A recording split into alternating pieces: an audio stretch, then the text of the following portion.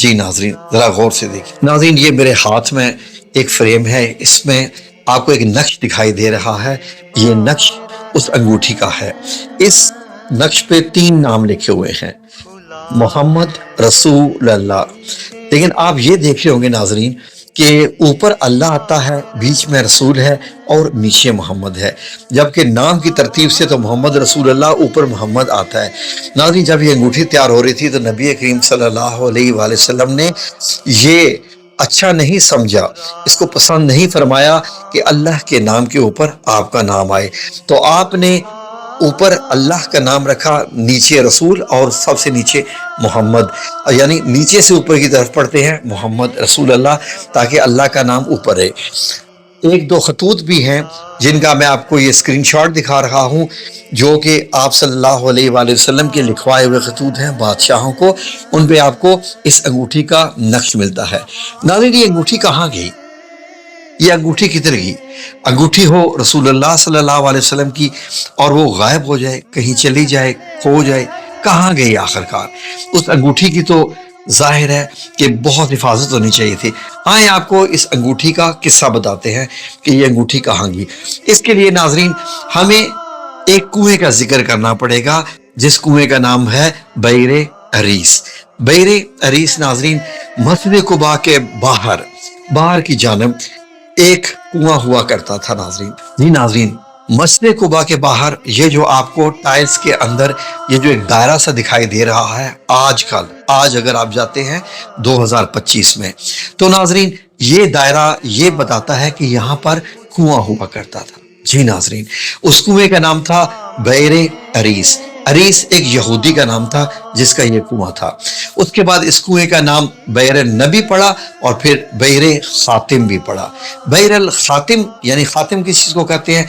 जी नाजरीन, मोहर को, यानी जो मोहर लगती है अंगूठी, क्योंकि अब वो अंगूठी आपकी मोहर थी जो आप खत्म पे लगाते थे, तो इसलिए इसका नाम बैर खातिम पड़ गया। तो नाजरीन, इस कुएं में ये बैर खातिम क्यों पड़ा? क्या अंगूठी का इस कुएं का क्या ताल्लुक है? आए आपको आगे वीडियो में बताते हैं, जरा गौर से सुनिए, हमारे साथ ही रहिए। नाज़रीन, हजरत अबू मूसा अशरी रज़ी अल्लाह अन्हु फरमाते हैं कि नबी करीम सल्लल्लाहु अलैहि वसल्लम कुएं की मुंडेर पर बैठ गए, जो कुएं की दीवार होती है पत्थरों की चारों तरफ, और आपने जो टांगे हैं अपनी कुएं के अंदर की तरफ कर ली, वहां पर लटका ली और पिंडलियां भी थोड़ी सी खोल ली। नाज़रीन, हजरत अबू मूसा अशरी फरमाते हैं कि इतने में दस्तक हुई तो मैंने दरवाजा खोला, तो मैंने पूछा कौन? आवाज आई अबू बकर सिद्दीक। तो मैंने उनसे कहा कि थोड़ा सा यहाँ इंतजार कीजिए, मैं नबी करीम सल्लल्लाहु अलैहि वसल्लम को आगाह करता हूँ। हजरत अबू मूसा अशरी कहते हैं कि मैं गया नबी करीम सल्लल्लाहु अलैहि वसल्लम के पास और उनसे फरमाया कि अबू बकर रज़ी अल्लाह अन्हु आए हैं और इजाज़त चाहते हैं।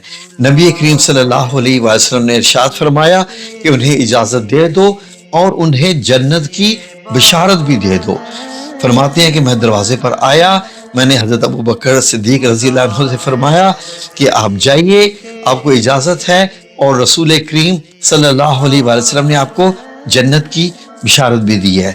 हजरत अबू बकर सिद्दीक रज़ी अल्लाह अन्हु दाखिल हो गए और वो भी आप सल्लल्लाहु अलैहि वसल्लम के साथ बैठ गए कुएं पर ही, और वैसे ही अपनी टांगे कुएं के अंदर लटका ली जैसे नबी करीम सल्लल्लाहु अलैहि वसल्लम ने लटकाई हुई थी। तो अब वो आपकी दाहिनी तरफ बैठ गई।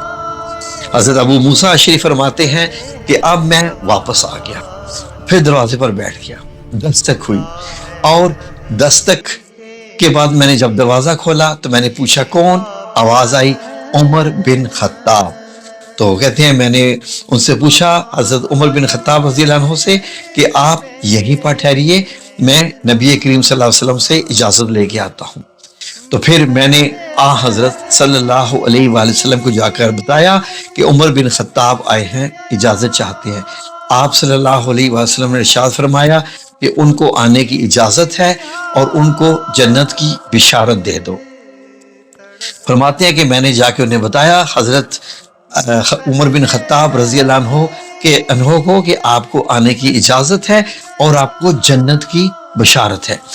حضرت عمر بن خطاب رضی اللہ عنہ بھی تشریف لائے اور اسی کنویں پر ویسے ہی کنویں کے اندر ٹانگیں لٹکا کر نبی کریم صلی اللہ علیہ وسلم کی طرح بائیں طرف ہو کر بیٹھ گئے اور پنڈلیوں کو کھول دیا. اب تینوں نبی کریم صلی اللہ علیہ وسلم بیٹھے ہوئے ہیں اور ایک ہی انداز ہے. تو ناظرین ٹانگیں کنویں کے اندر ہیں اور ٹانگیں لٹکائے ہوئے ہیں. اتنے میں دروازے پہ دستک ہوئی اور حضرت ابو موسیٰ اشعری دروازے پر پہنچے اور پوچھا کون؟ آواز آئی عثمان بن عفان رضی اللہ عنہ. تو ناظرین حضرت ابو موسیٰ اشعری نے فرمایا کہ آپ انتظار کیجئے، میں نبی کریم صلی اللہ علیہ وآلہ وسلم کو آگاہ کرتا ہوں. جب آپ نے حضرت محمد صلی اللہ علیہ وآلہ وسلم کو بتایا کہ عثمان بن عفان آئے ہیں تو آپ صلی اللہ علیہ وسلم نے فرمایا کہ ان کو اجازت ہے اور ایک مصیبت پر جو انہیں پہنچے گی جنت کی بشارت دے دو. فرماتے ہیں کہ میں دروازے پر آیا اور میں نے ان سے کہا کہ اندر تشریف لے جائیے، اور حضور نبی کریم صلی اللہ علیہ وآلہ وسلم نے آپ کو جنت کی بشارت دی ہے ایک مصیبت پر جو آپ کو پہنچے گی. یہ سننے کے بعد حضرت عثمان بن عفان رضی اللہ عنہ نے دعا فرمائی. وہ کیا دعا فرمائی؟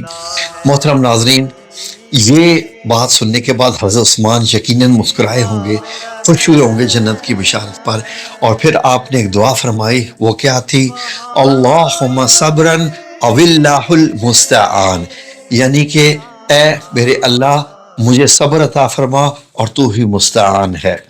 ناظرین ایسی ہی دعا حضرت یعقوب علیہ السلام نے بھی کی جو قرآن پاک میں درج ہے جب آپ کو دکھ پہنچا. اور پھر حضرت عائشہ صدیقہ رضی اللہ عنہا نے بھی یہی دعا پڑھی جب واقعہ افک ہوا. تو ناظرین اب کیا ہوا کہ حضرت عثمان رضی اللہ عنہ جو ہے وہ داخل ہوئے، اور داخل ہونے کے بعد جب دیکھا کہ کنویں کے ایک طرف تینوں آپ صلی اللہ علیہ وآلہ وسلم، حضرت عمر بن خطاب اور حضرت ابو بکر صدیق بیٹھے ہوئے ہیں اور اب چوتھے کی جگہ نہیں تھی، تو آپ ان کے سامنے والی جگہ پر کنویں پر بیٹھ گئے جو کنویں کے سامنے والی جگہ ہے. تو ناظرین وہیں پر بیٹھے رہے. بات انگوٹھی کی ہو رہی تھی. تو اب یہ ہے کہ یہ انگوٹھی جس پہ محمد رسول اللہ صلی اللہ علیہ وسلم لکھا ہوا تھا، آپ صلی اللہ علیہ وسلم نے دنیا سے پردہ فرمانے سے پہلے یہ انگوٹھی حضرت عائشہ صدیقہ رضی اللہ عنہا کے سپرد کر دی تھی. تو ناظرین جب حضرت ابو بکر صدیق رضی اللہ عنہ خلیفہ بنے تو حضرت عائشہ صدیقہ نے یہ انگوٹھی حضرت ابو بکر صدیق کے حوالے کر دی. پھر اس کے بعد جب حضرت ابو بکر صدیق رضی اللہ عنہ کے وصال کا وقت آیا تو آپ نے یہ انگوٹھی حضرت عائشہ رضی اللہ عنہا کو دے دی تھی اور فرمایا تھا کہ میرے بعد جو خلیفہ بنے اس کو دے دینا. تو یہ انگوٹھی پھر حضرت عمر بن خطاب رضی اللہ عنہ کو ملی. جب حضرت عمر بن خطاب رضی اللہ عنہ کے وصال کا وقت آیا تو اس کے بعد آپ نے یہ انگوٹھی اپنی بیٹی حضرت حفصہ رضی اللہ عنہا کے سپرد کی اور فرمایا کہ میرے بعد جو بھی خلیفہ بنے یہ ان کو دے دینا. تو اس کے بعد حضرت عثمان بن عفان رضی اللہ عنہ خلیفہ بنے تو یہ ان کو مل گئی. حضرت عثمان بن عفان رضی اللہ عنہ کے پاس یہ تقریباً روایات میں ہے کہ 6 سال تک رہی. ناظرین ایک بار کیا ہوا کہ حضرت عثمان بن عفان اسی کنویں پہ، یہی جو کنواں بیر عریس ہے، یہیں بیٹھے ہوئے تھے اور وہ وقت یاد کر رہے ہوں گے یقیناً کہ جب نبی کریم صلی اللہ علیہ وآلہ وسلم کے سامنے بیٹھے تھے وہ وقت یاد کر رہے تھے. ظاہر ہے کہ ناظرین آپ سب کا ساتھ صحابہ کرام کے ساتھ کیسا تھا. تو ناظرین انگوٹھی آپ کے ہاتھ سے گر گئی اور کنویں میں گر گئی.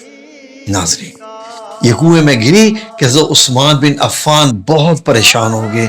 ایسے پریشان ہوئے کہ صحابہ کرام کو لگا دیا کہ ان انگوٹھی کسی بھی قیمت پہ نکالیے. کتنا پانی نکالا، کتنا پانی نکالا، کنواں کھدتا گیا اتنا کہ اور بہت گہرا ہو گیا. پانی بھی سارا نکال دیا لیکن ناظرین وہ انگوٹھی نہ ملی. یقیناً اللہ رب العزت کی اس میں کوئی نہ کوئی حکمت تھی جو انگوٹھی نہیں ملی. ناظرین 1900 تک یہ کنواں ایسے ہی تھا